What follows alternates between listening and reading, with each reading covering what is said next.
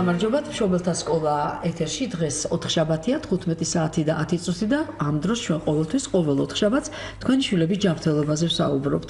გადაცემას პირდაპირ ეთერში მანანა მახარაძე უძღვება, შეგიძლიათ დაგვირეკოთ ტელეფონებზე 240 91 92 და 240 92 92. თქვენ გვისმენთ ახლა ჩვენ საზოგადოებრივი რადიოს ტალხაზე FM 102.4 და გვიყურებთ ინტერნეტით საიტზე radio 1.g.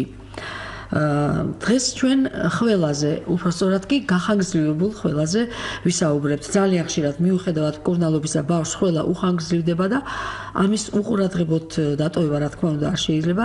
რა არის გახანგრძლივებული ხველის მიზეზი ბავშვებში? რა დროის შემდეგ უნდა მიმართოს მშობელმა განმეორებით ექიმს დიაგნოზის დასაზუსტებლად?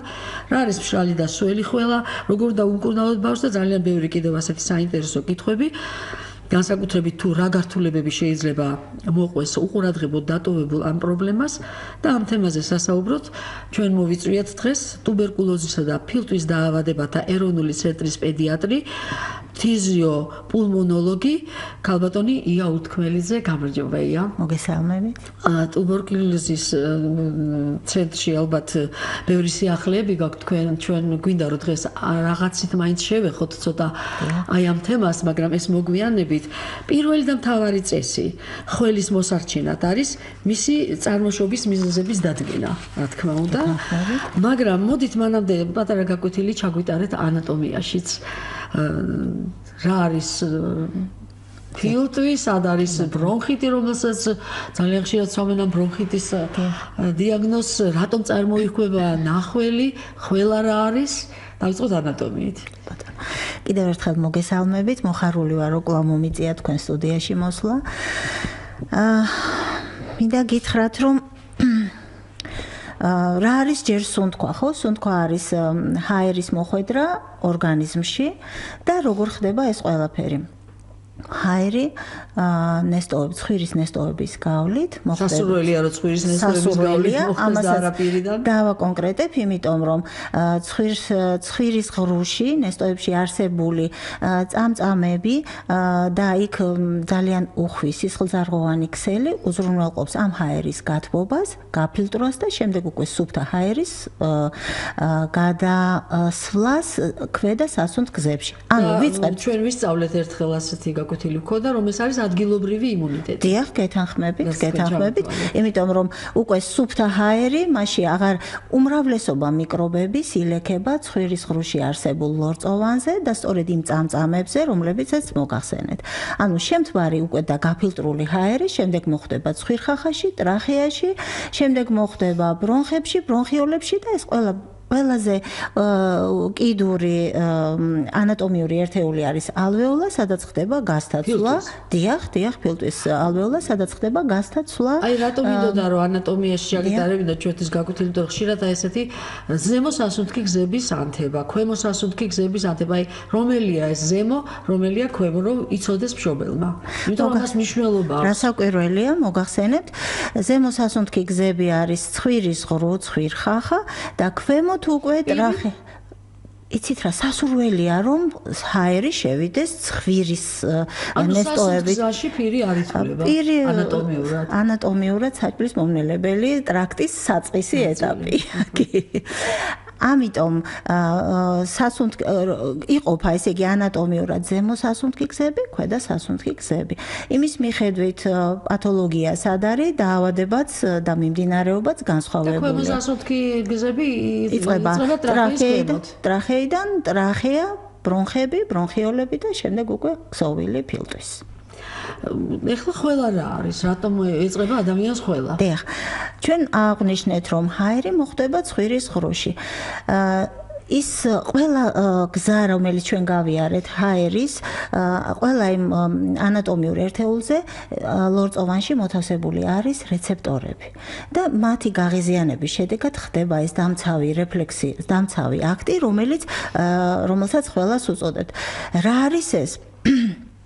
გულმკერდის ღრუში ხდება წნევის მომატება და სიჩქარით ამოსროლილი ჰაერი გულმკერდის ხრუ და ესე იგი ორგანიზმი თავისუფლებს თავს რაღაცის რასაკვირველია ეს არის დამცავი დიახ ეს გახლავთ დამცავი ეფექტი დამცავი რეფლექსი რომელიც უზრუნველყოფს სასუნთქ სისტემაში მოხვედრილი არა მხოლოდ მექანიკური ნაწილების მიკრობების ვირუსების გამოდევნას ასევე გამოდევნის სასუნთქი გზებიდან ჭარბად წარმოქმნილ ლორწოს და ასე შემდეგ.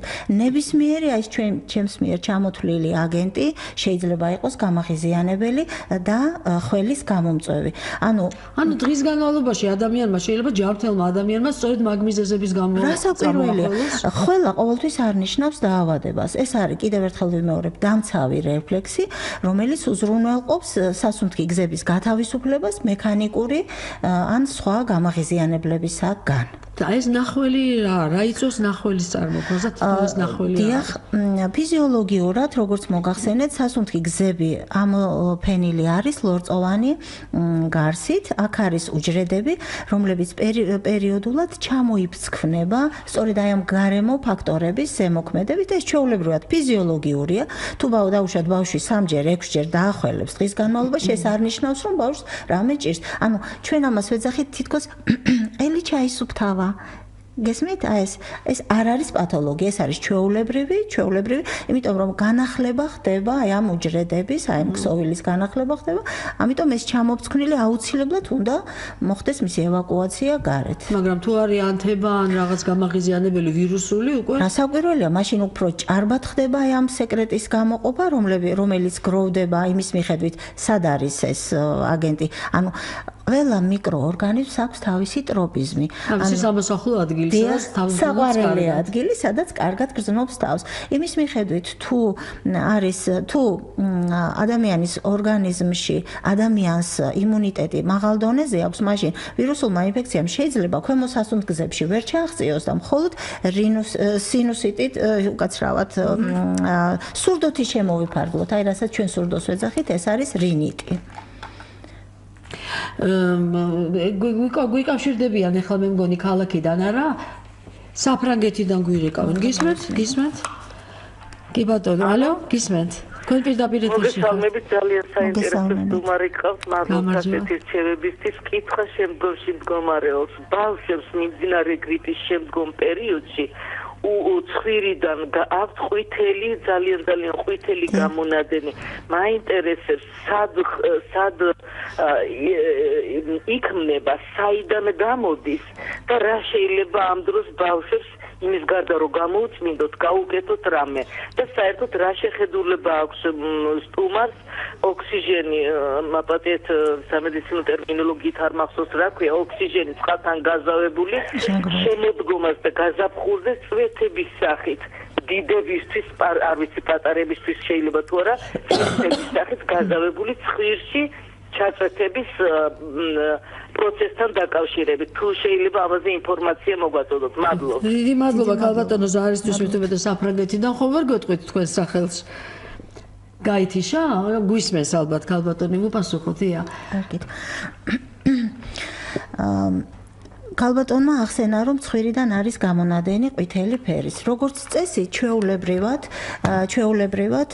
პირველ ეტაპზე როდესაც ინფექციური აგენტი მოხვდება ცხვირის ღრუს ლორწოვანზე, გამონადენი არის ხოლმე ცხვირიდან სეროზული ხასიათის, მოთეთრო, აი კვერცხის ცილის მსგავსია ხოლმე. დიახ, თეთრია ხოლმე ქაფივით.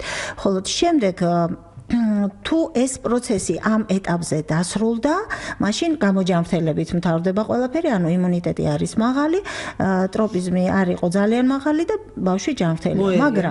მაგრამ თუ აგენტი არის ძალიან აგრესიული, ესე უხეშად რომ ვთქვათ, ხდება და აი ამ ვირუსულ ინფექციას ერთობა კიდე თან ბაქტერიული ესე რა ქვიან აგენტი კულად დამატებით, მაშინ უკვე ხდება ჩირქოვანი, სეროზული ჩირქოვანი ან ჩირქოვანი გამონადენი.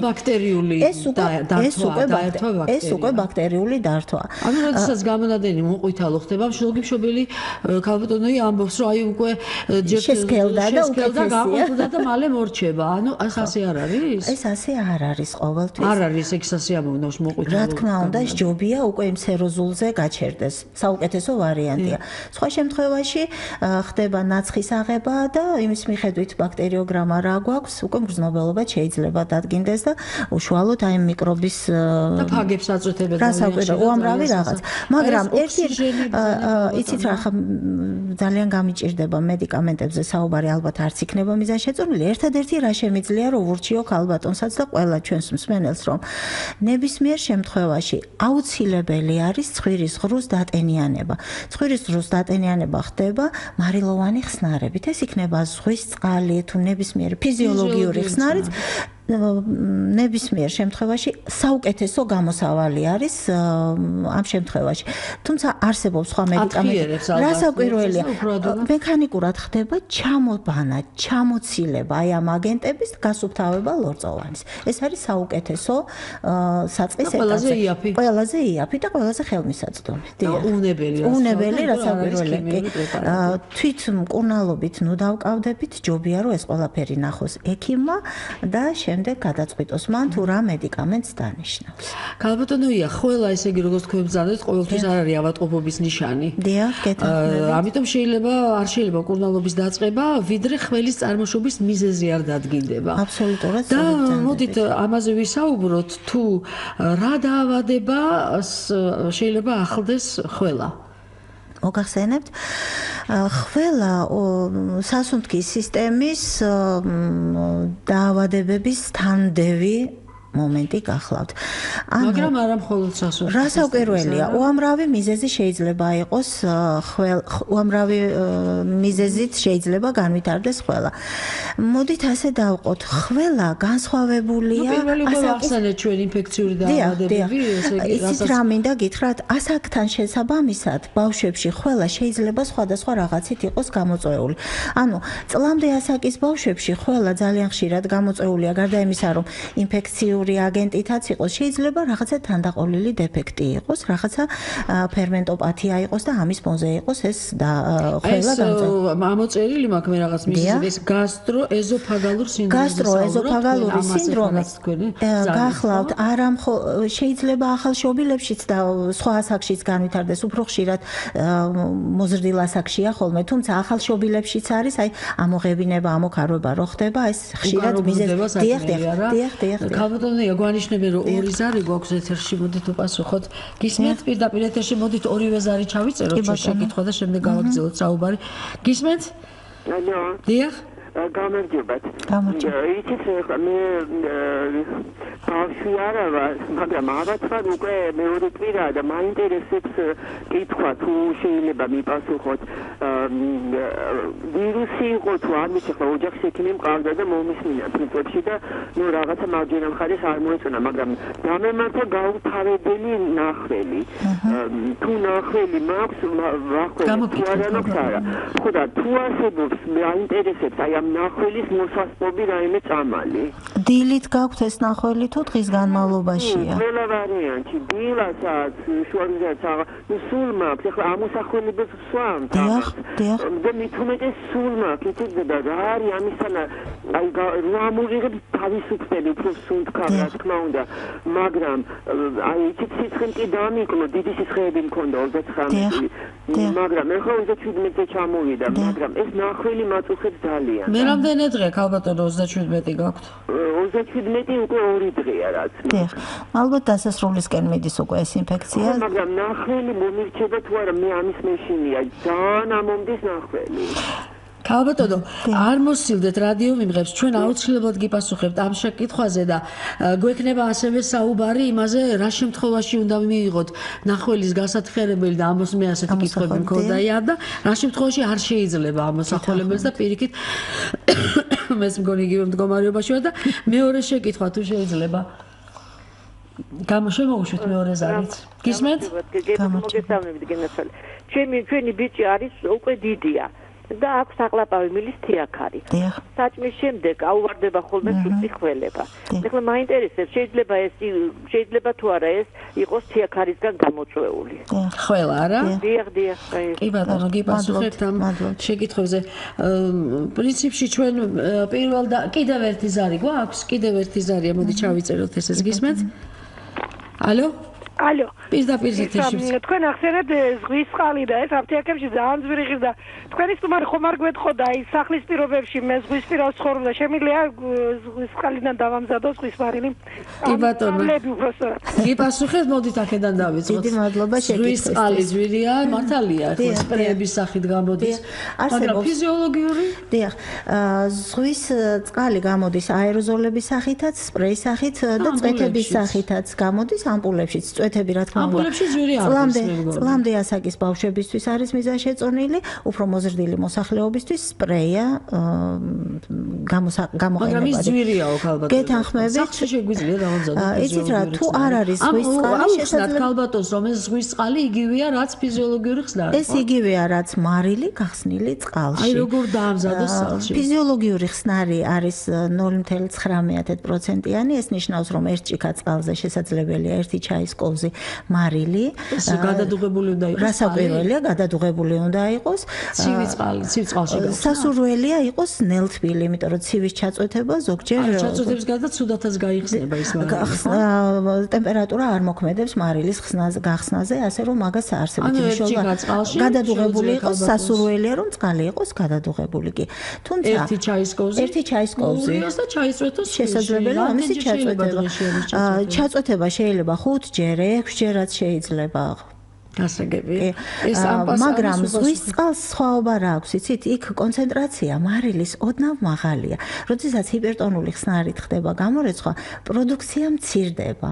ლორწოვანის მიერ გამომუშავებული ლორწოს პროდუქცია მცირდება და ამასაც დადებითი, რა თქმა უნდა, ანუ მცირდება ანუ ის ზღვის წყალი რომ აწერია აფთიაქებში რომ იყიდება, უბრალოდ უფრო გაჯერებულია მარილით. კი, შედარებით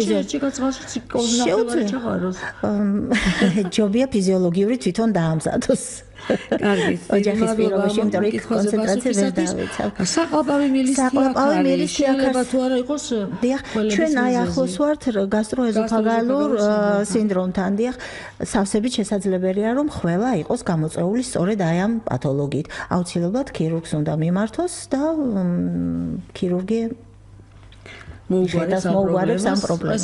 ქირურგიული ჩარევა ქირურგმა უნდა ნახოს აუცილებლად, მერე გადაწყვეტავს ქირურგი კი ამას. და მეორე კვირაო ნახველი მახჩობსო.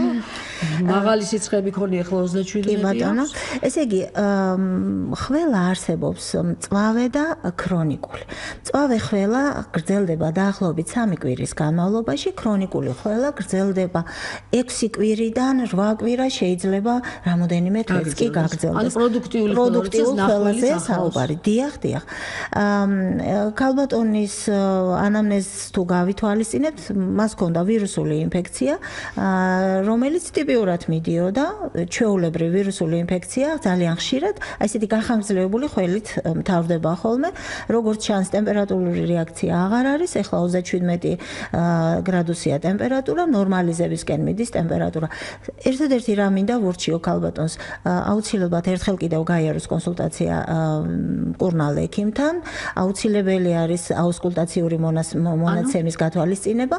თუ იქ აუსკულტაცია ნიშნავს მოსმენას, აუცილებლად უნდა მოусმინოს ექიმა, რომ განსაზღვროს ხომ არ არის გართულება, ანუ ალაგდა თუ არა ის, რაც ახსენა რომ მარჯვენა მხარეს არ მოეწონა. ანუ სურათის გადაღება რენტგენი არ არის ეს ექიმა უნდა გადაწყვიტოს, რა საკვირველია, პირველი დიაგნოსტიკური კრიტერიუმი გახლავთ რენტგენოგრამის გაკეთება. თუ კი გახანგრძლივდება კიდევ ტემპერატურა და ხველა. ჩვენ კი აუცილებლად ვისაუბრებთ შემდეგ უკვე ჩვენი გეგმის მიხედვით, რა შემთხვევაში არის საჭირო ამოსახველებელი წამალი და რას ნიშნავს ხველის საწინააღმდეგო და ამოსახველებელი წამალი, მაგრამ ქალბატონს ვურჩიოთ, რა შემთხვევაში არის აი ამ შემთხვევაში მიიღოს თუ არა ამოსახველებელი თუ პირიქით დასამშვიდებელი. ქალბატონმა ბრძანა რომ მას აქვს დანიშნული უკვე ამოსახველებელი, როდესაც ჭარბად არის სეკრეტი და ნახველი, ანუ ყველა არის პროდუქტიული, და ადვილად ხდება ამოხველება, აი ამ სეკრეტის ამოღება, მაშინ მის გათხევადებას აღარ მივმართავთ. ამ შემთხვევაში ამოსახველებელი საშუალებები იხმარება, რომ რაც შეიძლება სწრაფად მივეხმაროთ და ამოვახველოთ. ამ საშუალებაში რას გულისხმობთ თქვენ? არსებობს პრეპარატები, ხველის აქტივებს ხველას და აძლიერებს ხშირი გახდება. ანუ ეფექტი ხველის უფრო იქნება. ალბათოს ისედაც ხშირად მახველებსო და ანუ მას გამათხევადებელი არ დასჭირდება, დანიშნული აქვს, როგორც თვითონ თქვა ამოსახველებელი, უნდა გააგრძელოს ეს ყველაფერი, რაც შეიძლება მეტი რაოდენობით სითხე მიიღოს. მურაბა კომში კი, კომშის გნებავთ კომპოტი, გნებავთ შემწვარი კომში. კი ბატონო, კომში არაჩვეულებრივია.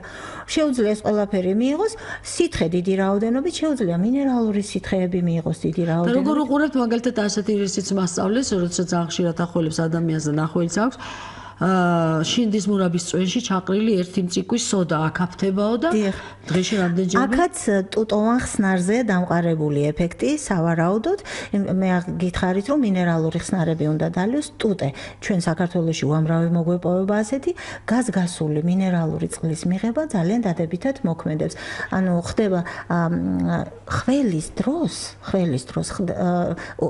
ხანგრძლივი პროცესის დროს ხდება გაშრობა ლორწოვანის ეს კიდევ უფრო ამძიმებს პაციენტის მდგომარეობას გახშირებული სუნთქვა ეს ყველაფერი გაუწყლოებას იწვევს ამიტომ საჭიროა მისი შევსება სითხით დიახ ეს შინდის მურაბასოდით დაგვეხმარება მის გარბილებაში და უფრო ადვილად ამოღებაში და კიდევ მე გამიგია და ჩემშვილებსაც უკეთებდი სხვათა შორის და ეფექტი გქონდა კი არის შაქარიდან ვაკეთებდი მამალოს დიახ და თითქოს მართლაც აღარ ახველებდნენ ბავშვთა ასაკში განსაკუთრებით მშრალი ხველის დროს ძალიან ესეთი დადებითი ეფექტი აქვს აი ეს საწუწნაბებს არის სპეციალური აბებიც და შესაძლოა სახში დამზადებული ესეც თუ კი მას ცოტა ჯანჯაფილსაც შეურებს და ცოტა მიხაკსაც არაჩვეულებრივი სასიამოვნო გემრიელი და ძალიან ეფექტურია კარგით და აი ამ შემთხვევაში მოდით ამ ქალბატონს ბოლომდე ურჩიოთ ყველაფერი აი ინჰალაციის გაკეთება აღარ არის საჭირო ფიზიოლოგიური ხსნარით თუ ფიზიოლოგიური ხსნარით ინჰალაცია ძალიან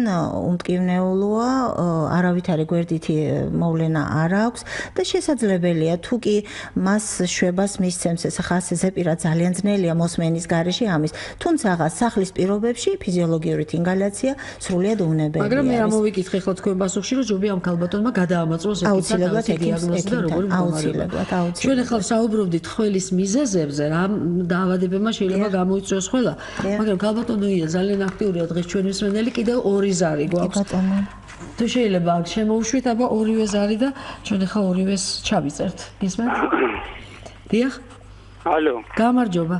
გამარჯობათ. 6 წლის ბავშვი არის და უჭირს ცხვირის სუნთქვა. თითქმის ვერ სუნთქავს ცხვირის. ექიმებთან ყავდა და სხვადასხვა ექიმთან და არაფერი არ აქვს ცხვირშიო და მშრალი აქვს ცხვირი და ვერ სუნთქავს ცხვირი და რა გამოკვლევები შეიძლება ჩაუტარდეს და რა არის საჭირო რომ გავიგოს დადგინეს რატომ და მეორე ზარი თუ შეიძლება მადლობთ მეორე ზარი გისმენთ ალო პირდაპირ ეთერში ხართ მოგესალმებით იცით ბავშვს ქონდა შუაყურის ანთება და ყველა დაეწყო აი რამდენად არის ეს ერთმანეთთან დაკავშირებული ბავშვი რა ასაკისა უკაცრავად 5 წლის არის მადლობთ და კიდევ ერთი ზარიო გისმენთ ისმეთ პირდაპირ ეთერში ბრძანებით. ალო, მოგესალმებით. მოგესალმებით. ქალბატონოია, თქვენთან ასეთ შეკითხვა მაქვს. გოგონა მოზარდია. დიახ. და ჩვეულებრივი წამოხველების დროს ან ჩახველების დროს აქვს მშრალი ეფექტი. აი, როგორ გითხრათ, ეს მშრალი წამოხველება, მშრალი ჩახველება. და მეორე, თუ შეიძლება გითხრათ, აი, როგორ შეიძლება მიხვდეთ, თუ ცხვირიდან არის ყველა გამოწვეული. კი ბატონო. კარგად ზანდებოდეთ. დიდი მადლობა შეკითხვებისთვის. მე რა გავაკეთე ქალბატონალია 6 წლის ცხვირიდან უჭირს სუნთქვა და რა გამოკვლევები ჩავატაროთ თორემ დავადგინოთ ალბათ უნდა მიმართოს ისე სხვათა შორის მინდა შევახსენოთ ჩვენ მსმენელს ჩვენი დღევანდელი კონსულტანტი არის ფთიზიოპულმონოლოგი უფრო ფილტვები გვეხება მაგრამ ალბათ მოგწევს რჩევას ექიმია პედიატრი კი ბატონო მე ალბათ ვურჩევდი რომ მიმართოს არაზოგად პედიატრს არამედ მიმართოს სპეციალიზაციის მიხედვით ყელყურის ექიმს აუცილებლად ოტორინო ოტოლარინგოლოგს. იქ სრულად ჩატარდება სრული კომპლექსით. ეხლა მეორე შეკითხვა სხვადასხვა ახლოს არის მოზარდ გოგონაზე. არა, შუაყურის ანთება შეიძლება აი მიზეზებზე ვსაუბრობთ ჩვენ თუნდაც. მოდით ეს შეკითხვა შემოვითვალოთ, შემოვინახოთ და გადავიდეთ მიზეზებზე. გოგონა მოზარდი მშრალად ახველებს. ცხვირიდან შეიძლება თუ არა ეს იყოს გამოწვეული, ანუ რას გულისხმობს ქალბატონი ხა აღარ არის ეთერში ცხვირიდან გადანადენს რო ეძახა. სავარაუდოდ ფიქრობ ეს მეორე შეკითხვა იყო. აქ გოგონაზე იყო რომ ახველებს მშრალად წახველებას. მოზარდ ასაკში ძალიან ხშირად არის ფსიქოგენური ხველაც, რომელიც ერთადერთი დიაგნოსტიკური კრიტერიუმი გახლავთ ის რომ ხველა არის დღის განმავლობაში წახველების სახით, მაგრამ ღამის განმავლობაში ხველა არ არის. ეს ფსიქოგენური ხველაა. ანუ ნერვიულობის დიაგნოზი. დიახ, ეს მოზარდებში ძალიან ხშირად აქ ფსიქოლოგს უნდა მიმართონ აუცილებლად, როგორც წესი ეს ყველაფერი ძალიან კარგად გადაწყდება ხოლმე. დიახ. და რაც შეეხება აუცილებლად. და რაც შეეხება მიზეზებს დაუბრუნდეთ ახლა ხველის მიზეზებს. მეც ამოვიკითხე და გამიკვირდა შუაყურის ანთება, ანუ ოტიტი შეიძლება იყოს ხველის მიზეზი, როგორ? შეიძლება იყოს ხველის მიზეზი, ისევე როგორც ნაზოგასტრალური უკაცრავად ცხვირის ღრუდან წვეთის სახით სეკრეტის გადასვლა ანუ როდესაც ლორწოვანი ანთებულია სურდო ძალიან ხშირად ხახის უკან გადაედინება ხოლმე და ესეც ხველის მიზეზი შეიძლება იყოს. ხშირად არის ეს განსაკუთრებით პატარა ბავშვებში, ხშირად არის ხოლმე. პატარა ბავშვებში ევსტახის მილი, ანუ პირის ღრუსა და ცხვირსა და ყურს შორის დამაკავშირებელი მილი, სასმენი მილი არის ძალიან პატარა და ძალიან ხშირად ხდება ხოლმე აი ამ სეკრეტის გადადევნა ამ მილში და სწორედ ეს იწვევს ხოლმე შუაყურის ანთებას და ამიტომ გრძნობიარია. და ხველის ხელაც არის ამ დროს ჩვენ ახლა ხველის მიზეზებს ინფექციური დაავადებები, ოტიტის სინუსიტი მბრძანებს. ინფექციური დაავადებები ზოგადიო წელი აი ყივანახველა. დიახ. ქლამიდიოზი, მიკოპლაზმოზი, ისეთი უცნაური ჩამონათვალია, ქლამიდიოზ და მიკოპლაზმოზ მაინც მიკო ალბათ სოკოვანი დაავადებები არა. არა? ხველით მიმდინარე სასუნთქი სისტემის დაავადებები უამრავი გამომწვევით შეიძლება იყოს. ქალბატონია, მოდით ამაზე ცოტა ხნის შემდეგ ვისაუბროთ, კიდევ გვაქვს ორი ზარი ეთერში. გისმენთ? ალო?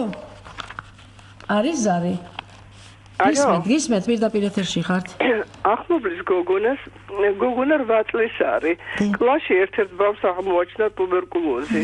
როგორც ამბობენ, შის დიდი თვალები აქვს და როგორ უნდა მოვიქცეთ ამ შემთხვევაში? კი, მადლობა და მეორე შეკითხვა თუ შეიძლება მეორე? გაითიშა მეორე ზარი. ხო, აი ეს ცოტა სახიფათო ვინაიდან მართლაც შიშ დიდი თვალები აქვს და მშობლებს რა თქმა უნდა ეს არის სიამოვნებათ, მაგრამ რა ხდება ხოლმე, როდესაც კლასში რომელიმე ბავშვს აღმოაჩნდება ტუბერკულოზი? ტუბერკულოზის ან კლასში, ან თუნდაც საბავშვო, ან რომელიმე საზოგადოებაში. დიახ, მოგახსენებთ. ტუბერკულოზის ეროვნული პროგრამა ასეთ შემთხვევაში შემდეგ ღონისძიებებს ითვალისწინებს. თუგი ვიცით პაციენტი რომელსაც ტუბერკულოზის ეროვნული პროგრამა ალბათ რომელსაც ახორციელებს თქვენი საავადმყოფო რა? ჩვენი ცენტრი ახორციელებს ეს ტუბერკულოზსა და ფილტვის დაავადებათა ეროვნული ცენტრი. ეს პროგრამაც თქვენთან მოქმედებს. დიახ, ეს არის სახელმწიფო პროგრამა და ეს ითვალისწინებს იმ პაციენტის გამოკვლევას, რომელსაც დაუდგინდა ტუბერკულოზი და მასთან კონტაქტში მყოფი პირების გამოკვლევას. სავარაუდოდ 8 წლის გოგონას გამომყოფი ფორმა ტუბერკულოზის არ ექნებოდა და ეს ისეთი ფორმაა, როდესაც პაციენტი ახველებს და მის ნახველში აღმოჩნდება ტუბერკულოზის გამოწვევი მიკობაქტერია. პატარა ასაკის ბავშვებში, როგორც წესი, შემოიფარგლება ხოლმე ლიმფური კვანძების ტუბერკულოზით, გულმკერდში და ლიმფური კვანძების ტუბერკულოზით შემოიფარგლება ხოლმე პროცესი. ჩვენ არ ვიცით ახლა პაციენტის სტატუსი როგორია, მაგრამ იმ შემთხვევაში კიდევ ერთხელ ვიმეორებ, თუ პაციენტი გამომყოფია, ბაცილა გამომყოფია, მის გარშემო მჭიდრო კონტაქტში მყოფი პირების გამოკვლევა ხდება. აუცილებლად ეს გამოკვლევა უნდა იყოს გამოკვლეული. სტატუსიდან გამომდინარე, ვიმეორებ კიდევ ერთხელ, თუ პაციენტი არ არის გამომყოფი, მაშინ მასთან მაგრამ თუ კი მშობელი თვითონ ღელავს მაინც და არენდობა ამ სტატუსს, შეუძლია საცხოვრებელი ადგილის მიხედვით მიმართოს ფტიზიატრიულ დაწესებულებას, დისპანსერებს, მას იქ გასცემენ პასუხსაც და თუ საჭირო იქნება, გამოკვლევებსაც ჩაუტარებენ მის შვილს. კლასში რა უნდა მოხდეს, აი საკლასო ყველას ოთახი როგორ უნდა დაალაგდეს ასეთ შემთხვევაში, თუ კი ისეთი სტატუსია, რომელიც საშიშია, თქვა. კი ბატონო, მოგახსენებთ, ტუბერკულოზი ეს ისეთი დაავადება გახლავთ, აეროვანი გზით გადამცემი დაავადება და გადაცემა ხდება აეროვანი გზით, ანუ პაციენტი, რომელიც ახველებს მის გარშემო მყოფ პაციენტებს, ადამიანებს ასნებოვნებს. მჭიდრო კონტაქტი რას მოიცავს? ეს არის ჩაკეტილი სისტემა, აი თუნდაც კლასში ხანგრძლივად გაუნიავებელ შენობაში ყოფნა, ერთ ჭერს ქვეშ ცხოვრება და ოჯახში შესაძლებელია ან სამუშაოდ, ანუ იქ სადაც პაციენტი დიდ დროს ატარებს, ჩაკეტილ როდესაც ხდება განიავება ოთახის, იქ უკვე საშიშროება იმისა, რომ ადამიანიდან ადამიანს გადაედოს ტუბერკულოზი, ამისი არ არის. საგნებიდან, მაგიდიდან, შეუძლებელია. შეუძლებელია. ეს ყველაფერი არის აეროვანი გზით გადაცემა ხდება. ისე კლასში არ უნდა მოხდეს, თქვა, ან დაალაგება რაღაც აუცილებლად განიავება და კარგი დაალაგება, იქ სადაც შედის მზე, იქ ექიმი არ შედის. ასეთი გამოთქმა არსებობს. თუ ხდება კარგად განიავება და კარგად დასუფთავება, საშიშროება არ არის. მინდა დავამშვიდო ბავშვის დედა, ვინც ახლა ჩვენ გვესაუბრა, რომ კიდევ ერთხელ ვიმეორებ, თუ ბავშვი გამომყოფი არ არის, გარშემო მყოფთათვის ის საშიშროებას ამ ეტაპზე არ წარმოადგენს. სავარაუდოდ ფტიზიოპედიატრი არ მისცემდა იმ ბავშვს სკოლაში დაბრუნების უფლებას ეპიდემიოლოგიურად საშიში რომ იყოს. ამიტომ მას შეუძლია მშვიდად იყოს. დიახ. ჩვენ ახლა მიზეზებზე ვსაუბრობთ, რამ შეიძლება გამოიწვიოს ყველა, მაგრამ იმდენი პრაქტიკული კითხვები მაქვს თქვენთან. მოდით აქ ამოვიკითხავ და მართლაც ასეა თუ არა, რომ ქლამიდიოზი შეიძლება იყოს ხველების ნებისმიერი გამომწვევი შეიძლება იყოს. როგორც წესი, ყველაფერი იწყება ხოლმე ვირუსული ინფექციით და შემდეგ ხდება ხოლმე თანდართვა. ძალიან ხშირად ასე ხდება ხოლმე და შემდეგ ხდება თანდართვა ბაქტერიული ფლორის და ამიტომ აუცილებელია, ამ შემთხვევაში აუცილებელია მიმართოს ექიმს პაციენტმა, ხდება დათესვა, გამოკვლევა იმ სეკრეტის, იქ ბაქტერიოგრამა დაიდგმება, გამომწვევს ვიპოვით და მე უკვე ადვილია უკვე მკურნალობა, როდესაც ვიცით გამომწვევი რა არის. გასაგები ალერგია უნდა იყოს კიდევაც ფიზიკური დატვირთვის დროს სიცივესთან ან ღამით სასუნთქი გზების ჰიპერაქტიურობა. მათ ფიზიკურმა დატვირთვამ შეიძლება გამოიწვიოს ხოლმე. შეიძლება ყველა გამოიწვიოს, კი, შეიძლება გამოიწვიოს, თუმცა ეს არის ფუნქციონალური და ეს როგორც წესი შემდეგ გაივლის ხოლმე. პათოლოგიას არის. უცხო სხეულის სასუნთქგზებში გასაგებია მშრალი ჰაერი ბინაში. დიახ. აი სწორედ ეს გახლავთ, ჩვენ ვისაუბრეთ ლორწოვანის გამოშრობაზე ხველის და ქოშინის დროს, ამიტომ ხდება უხვიწყლის სასურველია სითხეების მიღება, აი სწორედ ამიტომ. აქ ეწერა კიდე გასტროეზოფაგალურ სინდრომზე ვთქვით, გულის პრობლემები, ნერვული სისტემა, რა გამოკვლევებით დგინდება ხველების მიზეზი? ყველაზე პირველი რაც უნდა პაციენტმა გააკეთოს, უნდა მიმართოს ექიმს და ხდება მოსმენა პაციენტის.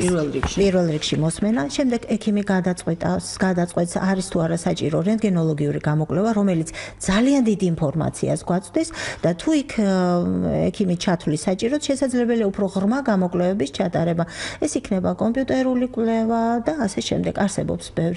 არსებობს აირთა ცვლის, აირების შემადგენლობის ამონასუნთქი ტარდება თუ თქვენთან მაინც უფრო ცენტრი რა კი არის ეროვნული? ჩვენი ცენტრი გახლავთ ტუბერკულოზისა და ფილტვის დაავადება და ეროვნული ცენტრი. რასაკვირველია, ნებისმიერ პირველი ეტაპის გამოკვლევები შესაძლებელია ნებისმიერ დაწესებულებაში ჩატარდეს, მაგრამ თუ პაციენტი ექიმი გადაწყვეტს, დიახ, თუ უფრო ღრმა კვლევები ჭირდება, მაშინ სპეციალიზირებულ დაწესებულებაში უნდა მოხდეს პაციენტი. ძალიან კარგი, ახლა ბევრი დაწესებულება ასეთი და თანაც მეგონი კარგად გამართული. დიახ, თანამედროვე მედიცინა.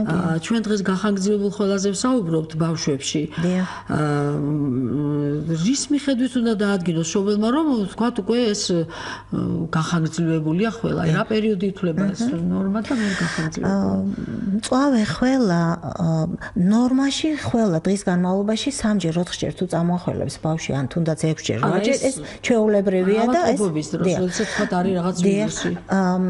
ქრონიკული ხველა ითვლება გახანგრძლივებული ხველა, ანუ თქვენ ქრონიკულს უწოდებთ, არა? გახანგრძლივებული ხველა იქნება ქრონიკული ხველა, დიახ. შესაძლებელი არის 8 როდესაც 6 კვირის შემდეგ 4-6-8 კვირის შემდეგ ხდება ხველა კვლავ გრძელდება. თუ დაუშვათ მშობლებს მიმართავ ამ შემთხვევაში თუ თქვენი შვილი უმიზეზოთ უკვე მეორე მესამე თვე არა ახველებს აუცილებლად ექიმს უნდა მიუღოთ. ამბობენ რომ 3 კვირის შემდეგ უკვე გახანგრძლივებულად ითვლება. 4-6 კვირის შემდეგ უკვე ეს ხველა არის გახანგრძლივებული. აუცილებლად უნდა მიმართოს ექიმს. ძალიან ხშირად გახანგრძლივებული ხველის მიზეზი შეიძლება იყოს, ჩემთვის ძალიან საყვარელი ტუბერკულოზი შეიძლება იყოს გახანგრძლივებული ხველის მიზეზი. სხვადასხვა გარემო ფაქტორები შეიძლება იყოს მიზეზი. ამიტომ დაელოდებით შემდგომ განვითარებას მოვლენების აუცილებლად მიმართეთ ექიმს. და აუცილებლად დავისაუბროთ ახლა ჩვენ უკვე პრაქტიკულ საკითხებზე. მშრალი და სველი ხველა. მშრალი ხველა გასაგებია, როდესაც ბავშვი ნახველის გარეშე და სველი როდესაც პროდუქტიულია ეს ხველა. აი რატომ რა შემთხვევაში ითვლება დასაშვებად ხველის განვასხვავოთ ეს ორი სახელი. ხველის საწინააღმდეგო და ამოსახველებელი. მას ნიშნავს ეს ორი სიტყვა. ხშირად ერთი და იგივე გონია. ხველის საწინააღმდეგო თუ ნახველიანია. ნახველი ამ ხველის საწინააღმდეგოს უწოდება ყველანაირ ზამალს. როგორც მოგახსენეთ, ხველა არის დაცვითი რეფლექსი. ამიტომ მისი დათქმა ყოველთვის სასურველი არ არის. მოდით გავარჩიოთ ასეთი მომენტი. არის სველი ხველა, ნახველი დიდი რაოდენობით დაგროვილი სასუნთ გზებში.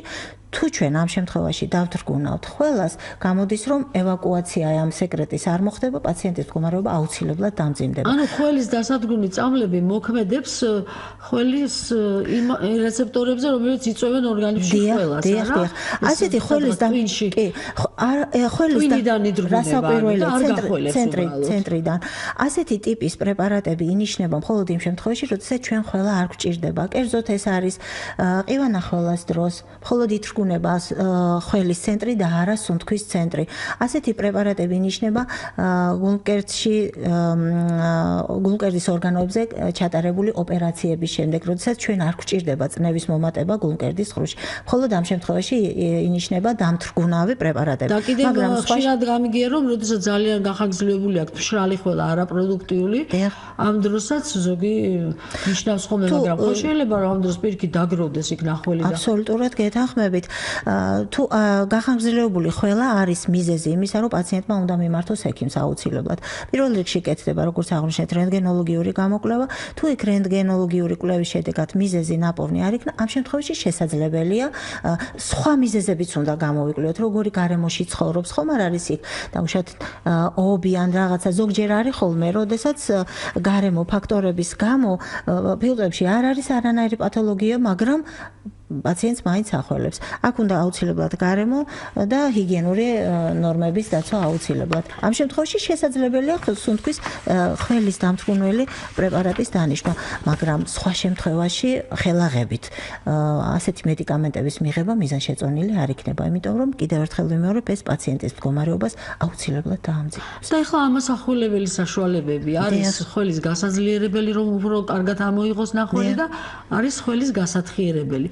მაგრამ მე ვიცი რომ ხველის გასათხიერებელი წამლების მიღება გარკვეულ ასაკამდე ბავშვებში საერთოდ არ შეიძლება და რატომ?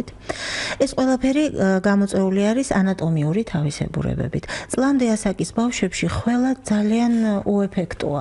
მას არ შეუძლია ამოხველება და ამიტომ თუ არის რაღაცა პათოლოგია და ჩვენ ხველის უკაცრავად ნახველის გამათხევადებელს დავნიშნავთ, პაციენტს ძალიან მძიმე მდგომარეობაში ჩავაგდეთ. ბევრი ნახველი დაგროვდება. ის ვერ ამოახველებს და ამიტომ მოხდება ბრონქოსპაზმი. აი ეს უამრავი რაღაცა შეიძლება განვითარდეს. ძალიან ხშირად ეხლა სულ ერთი წუთი დაგვრჩა. მოვასწროთ ამაზე საუბარი. ბრონქოსპაზმი ძალიან გახშირებული დიაგნოზია. ეხლა ბავშვები გადაყავთ ღამით მერე რაღაც წვეთოვას უდგამენ. რა არის ბრონქოსპაზმის მიზეზი და როგორ მოიქცეს მშობელი? ბრონქოსპაზმის მიზეზი უამრავი შეიძლება იყოს. შეიძლება იყოს ეს ქიმიური აგენტი, ანუ შესუნთქული რაღაცას ესა რა ქვიან, უცხო ნივთიერი, შეიძლება ეს იყოს ქიმიური, შეიძლება იყოს ძალიან მშრალი ჰაერი, და ცივი ჰაერი და ასე შემდეგ. რომელიმე ვირუსული დაავადება. თუკი ვირუსული, რა თქმა უნდა, დაგროვილი სეკრეტი, რომელიც ვერ გადაადგილდება ზემო სასუნთქი გზებისკენ, ეს უკვე სპაზმის შედეგი შეიძლება იყოს. როგორ ახველებს ამ დროს ბავშვს, როდესაც მას აქვს სპაზმი? ამ დროს არის ძალიან შემაწუხებელი ხველა. ეს თუ ერთხელ მოისმენს ადამიანი, იმის დავიწყება შეუძლებელია. პირველი რაც შეიძლება ამ დროს და პაციენტს დავახმაროთ, ეს არის სპაზმის დროს სუფთა ჰაერი აუცილებლად, ნაკადი აუცილებლად. სუფთა ჰაერი უნდა მივიდეს ბავშვთან აუცილებლად. პირველი ეს არის. თუ გვაქვს ნებულაიზერი, აუცილებლად გავიკეთოთ ინგალაცია ფიზიოლოგიური ხსნარით, აუცილებლად. შესაძლებელია შევიდეთ აბაზანაში, მოუშვათ ონკანი ცხელი წყლის და აი სორთქლი ისუნთქოს ბავშვმა. რომ დატენიანდეს სასუნთქი გზები და შემდეგ უნდა აუცილებლად მივმართოთ ექიმს. კარგით, ჩვენი გადაცემის დრო უკვე ამოიწურა. ჩვენ ვისაუბრეთ, მე მგონი შევეხეთ ყველა ისეთ პრობლემურ საკითხს, რომელიც შეიძლება გაჩნდეს ხველების დროს და იცოდებს მშობელმა, რა შემთხვევაში შეიძლება მიეცეს ამოსახველებელი საშუალება, რა შემთხვევაში და რა ასაკში შეიძლება და არის ეს დასაშვები. გადაცემას პირდაპირ ეთერში მანანა მახარაძე უძღვებოდა, ხმის რეჟისორი თამარ ჯანიაშვილი იყო. კონსულტაციას გვიწევდა ტუბერკულოზისა და ფილტვის დაავადებათა ეროვნული ცენტრის ფთიზიოპულმონოლოგი, პედიატრი ია ურთქმელიძე, გადაცემის რედაქტორი ფათი თევდორაშვილი გახლდათ. მომავალ ოთხშაბათამდე გემშვიდობებით. ნახვამდის, დიდი მადლობა.